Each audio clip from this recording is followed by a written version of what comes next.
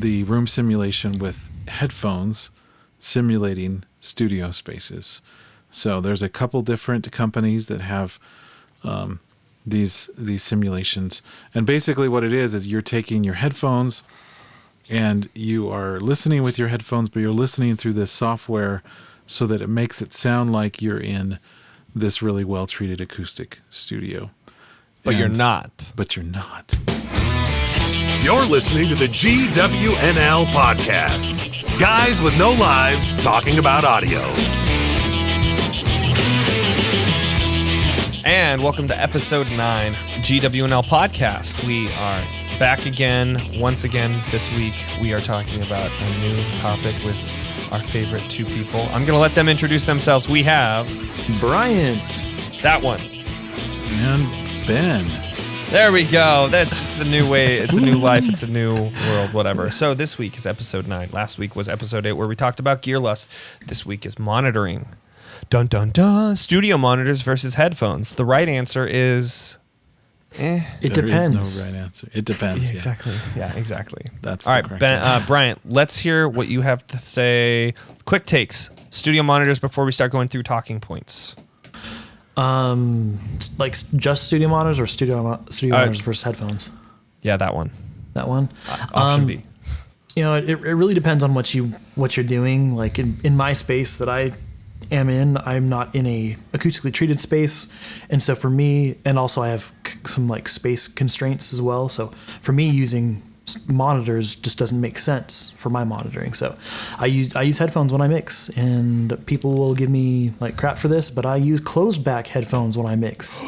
And the reason is because I know what these sound like on music. I know what music's supposed to sound like through them.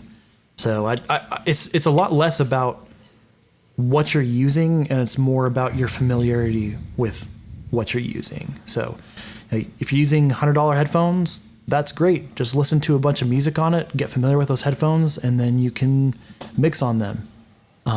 If you're using, generally people will say, you should use open back headphones for mixing, but I don't have any open back headphones, so I'm using what I have, and it works great. Yeah. Yeah. Okay. Those are my thoughts. Quick takes. So my thoughts, ideally, a good treated studio, good acoustically treated studio, and good speakers are going to sound the best. That's really all there is to it, is that's going to be the ideal. But not every situation, like we don't all have the ideal situation. Says the only guy with a studio. And my studio sounds awesome. It's well treated.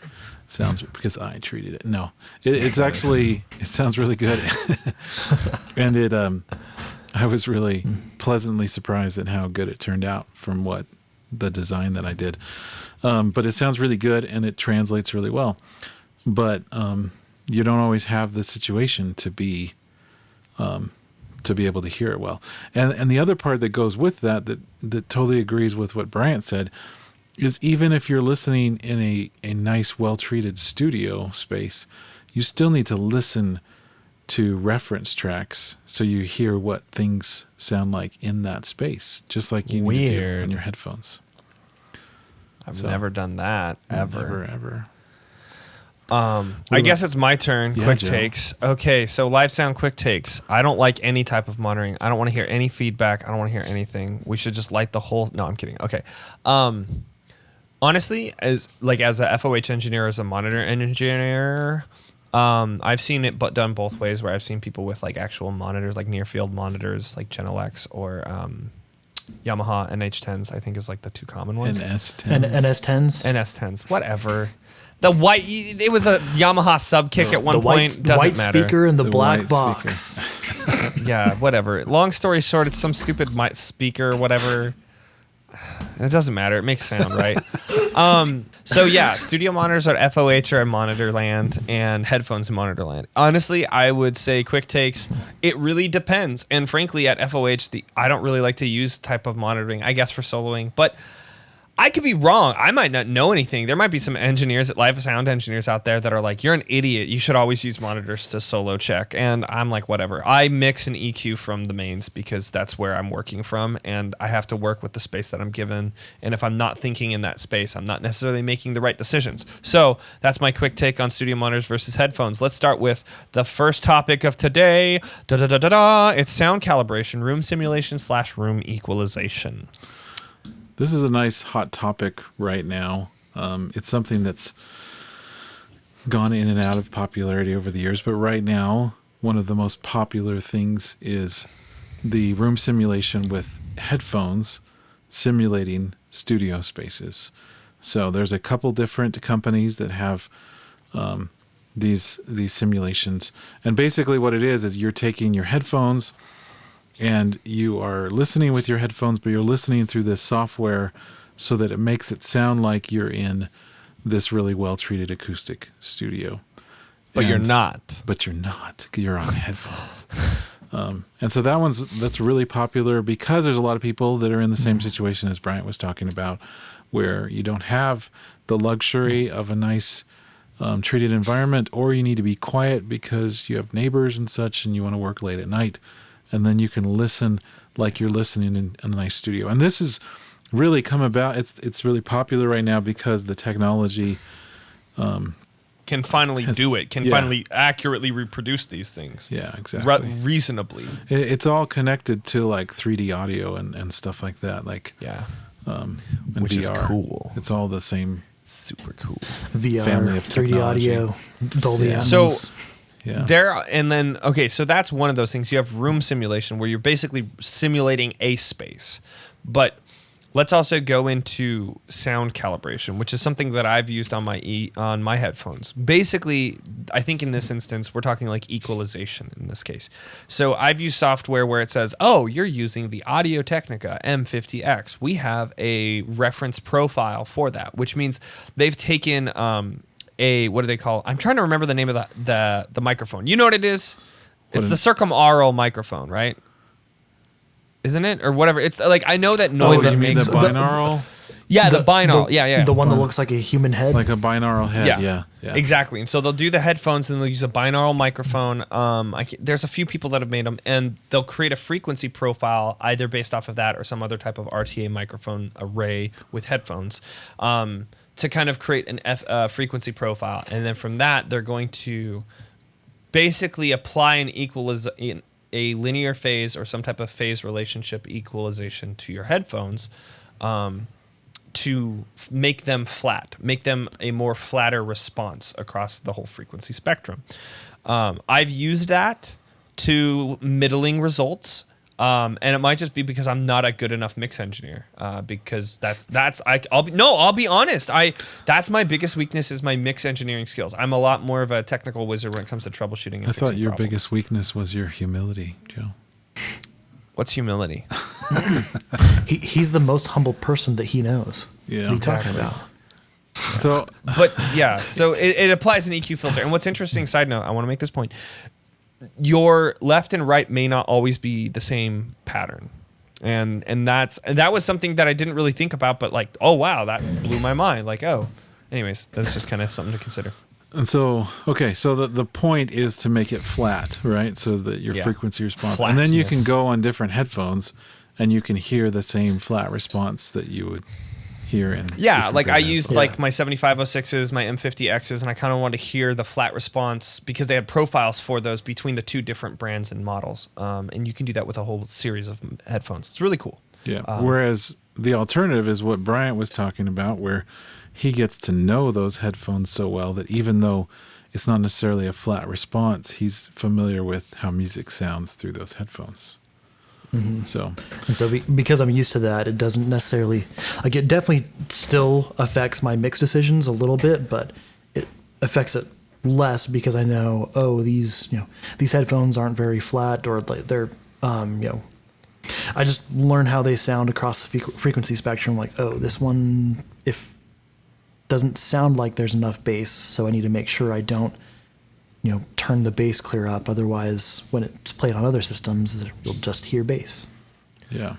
That's where listening to references can help, especially if you're mixing on headphones, because if you're checking your mix to a reference mix, you can hear that bass response. You can hear like a lot of those different things, and you can make sense of those things, which is what Bryant does. Mm-hmm. He makes sense of things. That's what Bryant does. He's a smart guy. I try to. So that brings up another thing that we didn't actually put on as one of our talking points. Dun, dun, dun, I totally forgot about it. But it's like the spatial difference of listening on speakers versus listening to headphones. Because when you put something in the phantom center in the middle, it's like in the center of your head. Oh, yeah. Panning is a completely different beast when you're using near-field monitors versus headphones. Yeah. And you have to realize that some subtle panning things that you might hear in a headphone are not going to translate in near-field monitors. Yeah. So, yeah.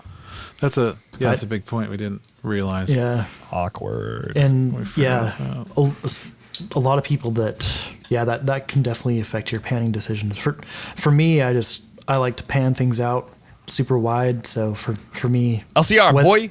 Whether I'm mixing on monitors or headphones, it doesn't really affect my personal decisions. But there's some people that when they're mixing on headphones, that does change their decisions, because when something's clear out far left on headphones, it sounds like it's super far left. Yeah, it does sound, and that's I usually experience the opposite of what you're doing when I have people mix on headphones, especially students as they're learning and they're in a lab and there's lots of other people. They are not very extreme on panning at all because it sounds so extreme to put it all the way to the left. Yeah. And it's like you've trained yourself to be okay with that.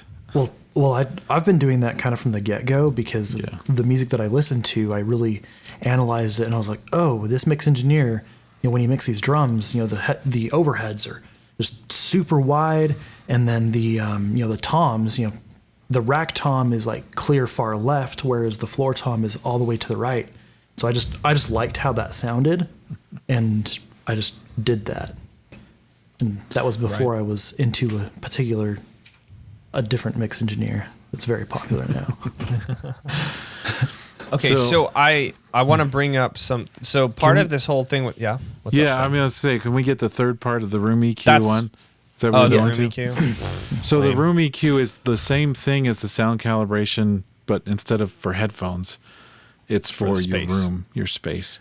So it's just like analyzing your space and then putting some calibration, EQ, and maybe phase alignment and such of different areas to kind of combat the less than ideal acoustics in a space. Some speakers, some near field monitors that you get will have calibration software that comes with them.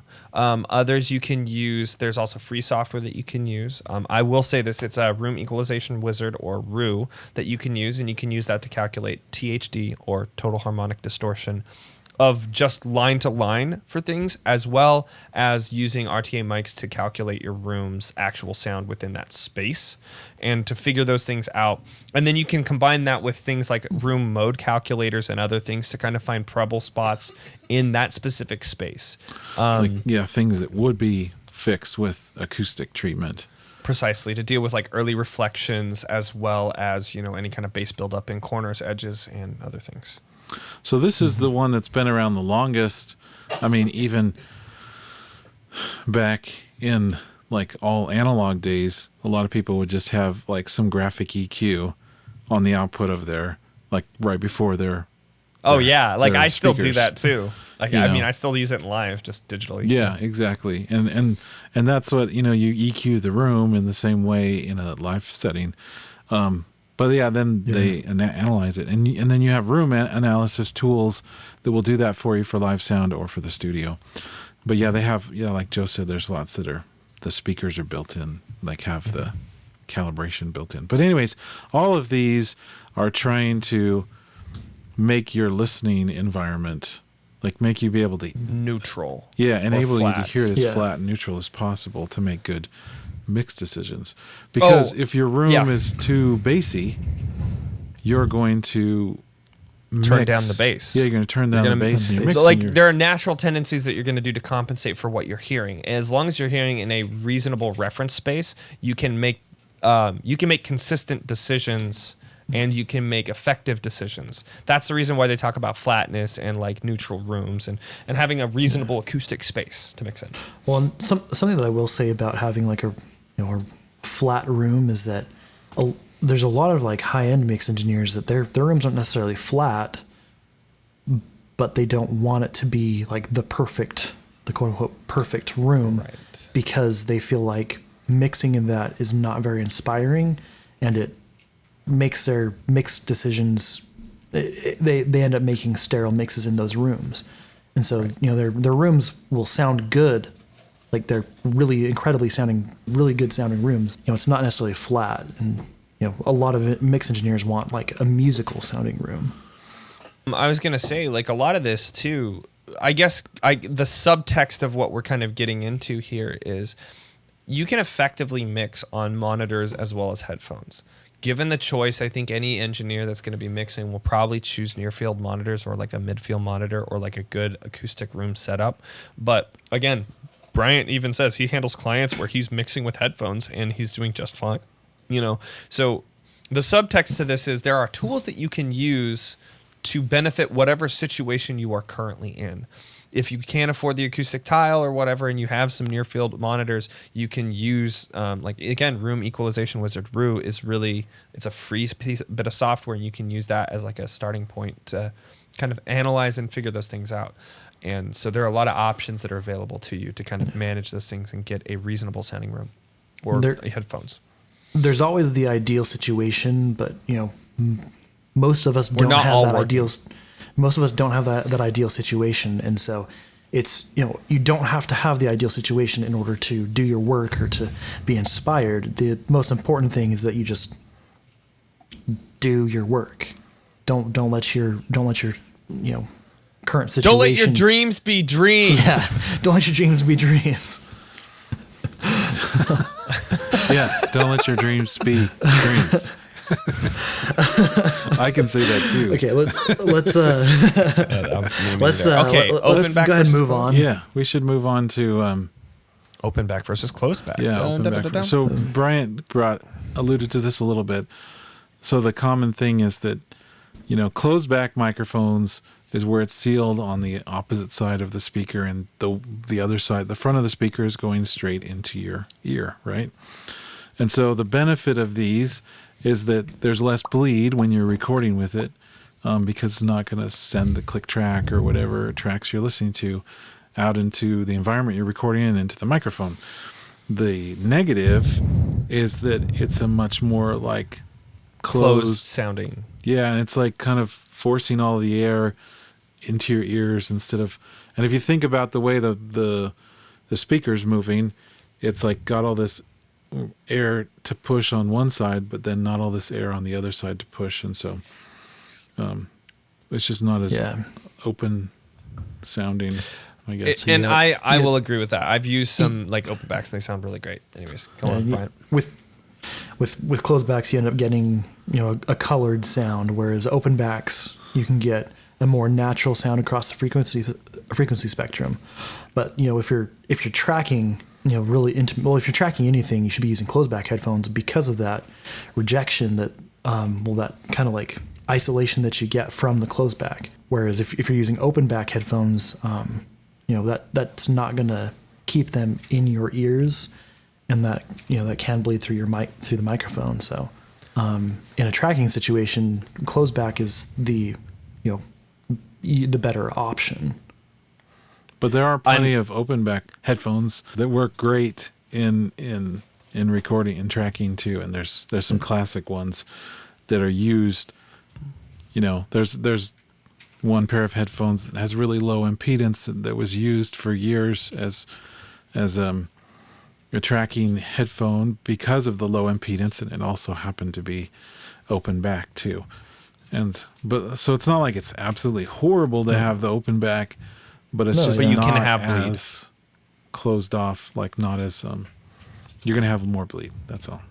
So with that being said, I know they told me not to talk about this, but I don't care. And I am talking about this right now. So in live sound, a lot of times that's one of the reasons why they'll use in-ear monitors or IEMs, is because they're getting that rejection from stage noise, and it helps create a quieter stage rather than using wedges, which tend to put more sound out there. And those are some benefits and drawbacks that, like, as a sound engineer for like a live ensemble, you have to realize are not just driven by effectiveness, but also from a price tag perspective. Wedges are cheaper to implement in general than in-ear monitors, because in-ear monitors take a lot more stuff. But that rejection and the amount of like hearing that you can save from using in-ears is a beneficial thing. But another drawback to consider as a live sound engineer is some musicians find in-ears, especially if they're running from mono in-ears, to be more stifling and less artistic for them. And so they find it difficult to perform with a mono mix. Stereo changes things, and with that panning and that ability to create that separation in their own mix allows them as performers to feel more artistic in some instances. And so when you are designing monitors for a live sound instance, you have to consider price, but you also have to consider the benefits and drawbacks of each of those things. And I'm not going to get into it. That could be its own episode altogether. And that's why they told me not to talk about this, but I had to bring this up because we're talking about open and closed back and like the benefits and drawbacks of those things. So Yeah. I said my piece. Let's move on to the next point. All right, Brian, We're not headphone mad amps. at you. We're not mad at you, Joe. That's okay. Yeah, whatever. What's the next point? Headphone. Headphone amps, Headphone amp. Yeah. You're like, Headphone let's amp. move on to the next point. Nobody says what the next one. Basically, you know, having like a dedicated headphone amp for your monitoring is going to get you, you know, different results versus using like an all-in-one solution, like a traditional interface. Like if you look at like a Scarlett, you know, that's probably not going to be as good as like having, you know, the individual components. We've talked about this before. It's kind of like a recurring theme that comes up, and it'll probably keep coming up. But, you know, if you have a device that does multiple things, it's not going to perform as well as a device that is supposed to do just that one thing. Generally. Yeah, and the audio interface does really like 4 things, 4 or 5. If you think of a monitor controller and a headphone amp as 2 separate things, you know, then you got preamps and line inputs, and then you got, you know, then you got ADDA conversion. And then the actual connection to the computer, which is the interface aspect. So all those can be separated, as well as clocking. Yeah. Well, that's part of the clocking, ADDA. yeah. But yes, you're right. There's a clock in there that's separate. But they'll have separate clocks that'll manage all That's of the true. devices too. That's so what it I'm can saying. be like Yeah. 6 different devices. Yeah. But yeah, like even, I mean, in my circumstance, I have a monitor controller that has a headphone amp on it, but I also have another headphone amp that I can drive like 6 headphones or more actually with it, with these daisy chained boxes and such. Mm-hmm. And both of those will sound better than just the headphones coming out of, you know, the interface, because they're dedicated boxes for it. So a simple thing to consider when considering headphone amps and like their use in this instance is that we have to consider making sure that we have enough power to drive the headphones that we're using. That's why headphone amps matter, because remember, if you have most common audio interfaces are doing, like Ben said, 4 or 5 things. If you can minimize the work that audio interface has to do, you can benefit your total signal chain by making it work less and only focus on the simple tasks. That's why some audio interfaces are really like regarded for their preamps, even though they do like 6 or 7 different things. If you can get a good preamp before that, it'll be clear without any gain on that audio interface. Likewise, as we're talking about headphone amps, it's the same kind of an idea here, where if you can take that processing power or that like electrical power away from forcing your audio interface to do that, and it'll improve the signal strength across those things. Likewise, you can keep your gain down across, like, and have a better gain structure across the different devices that you use. Because I'm using an interface into a monitor controller into a headphone amp, and they're all chained together.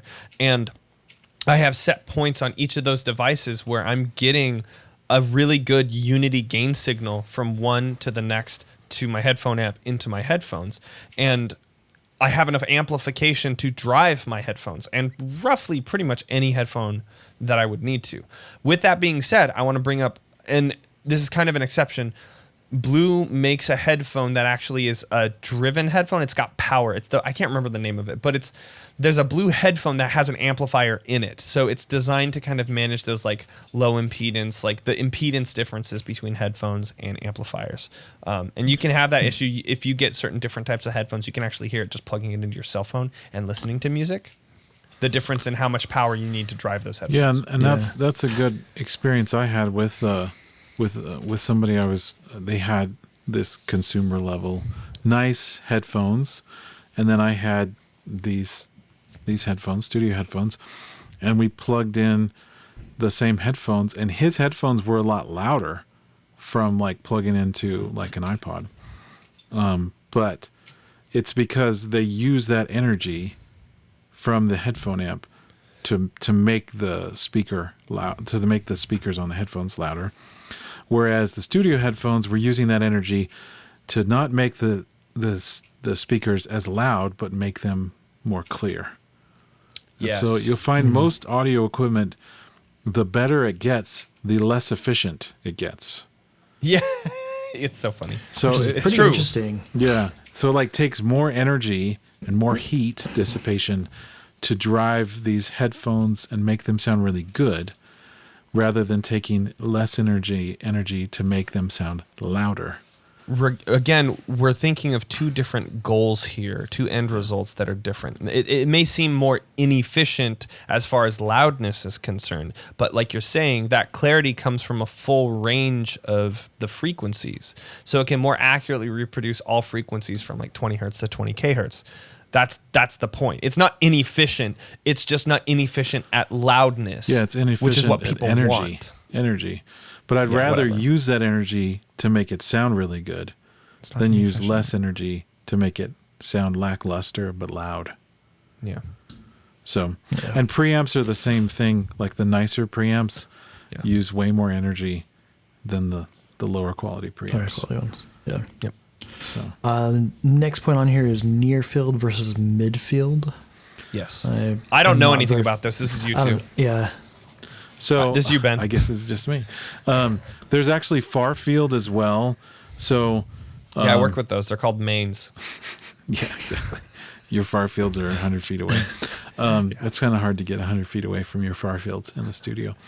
But yeah, basically in the studio, you'll see pictures of studios, and there's the big speakers that are like mounted in the wall, and there's like dual 15s and such. Those are your far field monitors. And then you get midfields that are kind of in between that point and the meter bridge. And then the meter bridge, which is like the top of your console, is where the near field monitors are. Now, it used to be in studios, it was all just the far field monitors. And then they started to get more popular with the near fields, especially the NS10 that Joe calls NR10 or something like that. It was the NH10. Oh my goodness. HS, whatever. Gosh dang. I don't pay attention to studio crap. The black box, well, the white speakers and the black box. Yeah. All I know is they made a Yamaha Subkick, and now they never produce it, and I miss it, and I want it back. There's some knockoff companies that are not good enough. But yeah. Give me an NS10 and I'll make one myself. But yeah, so anyways, that speaker is really what made the near fields like more popular. To actually have something on the meter bridge. And of course, with the home studio revolution, near fields became more and more popular. But it's actually like the midfield is a better spot to have your speaker, to be a little further away, so it's not so close to you, and it has more time for the sound to develop. And once again, that really is contingent on the acoustics being good. But many speakers will function as near field or midfield, and then you have those big ones that are super expensive that are farther away. But you'll notice, like in a mastering studio, the speakers are quite far away. They're never like near field speakers, and it's like giving the sound time to develop. And that's one of the things about headphones. Obviously, the headphones are like super near field because they're like right in your ears. Right there. Let's like So strap this is speakers to the side of our head, So this is kind of the subtext between why people tend towards giving the advice of you should be mixing on studio monitors or near field monitors rather than headphones. Because Oh man, because when you consider headphones and studio monitors, you have to consider that sound has to develop through a space. And more often than not, people are listening to music through a space. As a live sound engineer, that's like everything. Like literally the space is what determines a lot for me, and I don't really get a choice on those things a lot of the time. But that's why a lot of people suggest studio monitors and near-field monitors over headphones, because it's going to give you a little bit more accurate reproduction across a lot of different spaces and a lot of different things. Headphones will probably sound good if you mix on near-field monitors. Likewise, it'll sound pretty good on a PA if you mix with near-field monitors. In general, this is not a for sure thing. Obviously, there are people who mix on headphones that do really well. Obviously, there are people who mix on near-field monitors that really suck. The point isn't that one is better than the other, but the benefits and the drawbacks in general, there are more benefits to mixing on near-field monitors for most home recording people rather than headphones. That's it. That's all. Sorry. Let's move on to the next point. Subwoofers. Should you sub or should you not sub? To sub Yes, or not maybe. to sub. Always. I need at least 4 18s. Run at 4 ohms. That's your desk, right? Yeah, that's how I actually. Yeah, you guys don't see it, but I have like 4 18-inch subwoofers here. My wife gets mad at me when I'm mixing, and my neighbors downstairs hate me. But yeah, for me personally, I'm under the impression that it really depends on the space that you're in. And the monitors. Yeah, and the monitors that you have as well. But like if you're in a smaller space, especially if it's not acoustically treated, you probably shouldn't be using a sub, in my opinion. But if you're, because part of that is because of the comes down to the whole far field versus near field conversation, where with a sub, if you look at like a 40 hertz wave, that is a very, very long wave. And so you need to be able to have a room that will allow that wave to fully develop. And then also, like, most people are just going to have bad room modes with, like, for their space, and a sub will accentuate those bad room modes. So, gotta be careful with those. Yeah. Usually, I mean, one of the problems is if you have smaller speakers, you're not going to be recreating those low frequencies. And then you don't know what you're doing with them in your mix.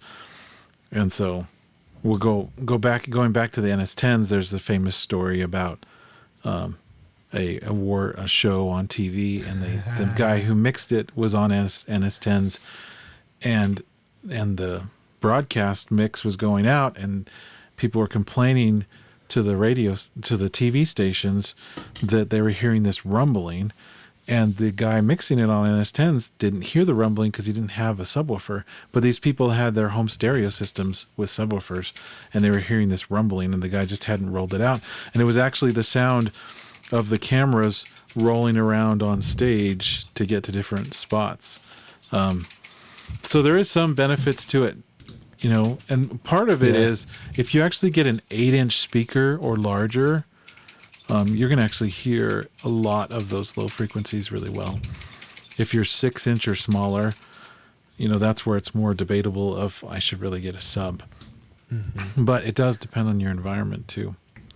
And then you've got time alignment too, like where your sub is placed and such. And like that's my life as a live sound guy. Yeah. Time alignment, phasing, sub arrays.